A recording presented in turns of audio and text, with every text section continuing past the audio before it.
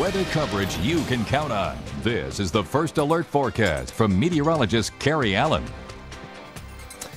Well, a few showers and storms in the Panhandle, eastern New Mexico, and they are trying to make it into the South Plains. We'll see if that happens overnight tonight. Super Doppler HD3, and we'll start with a wide view of West Texas and most of New Mexico, and you'll see a few storms showing up well to our northwest tonight, north of Clovis, between Tucumcari and Clayton, and over towards Raton, and these are tracking to the south. We hope they hold together, but as you can see, there's really not a lot with it.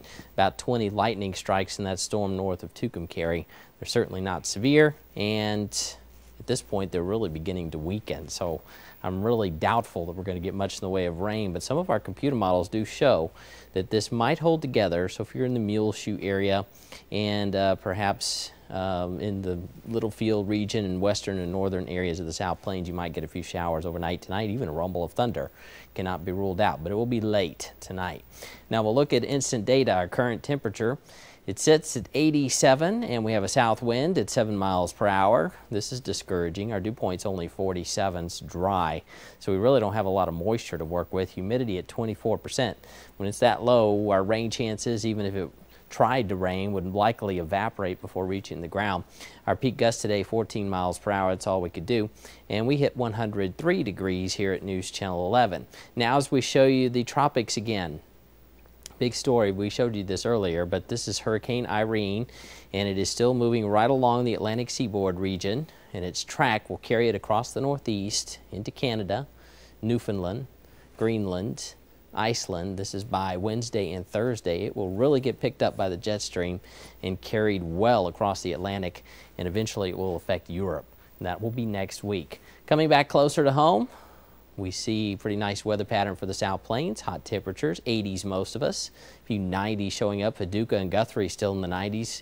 Same thing in Jayton and Post. Gale at 90 degrees, 91 degrees in Turkey.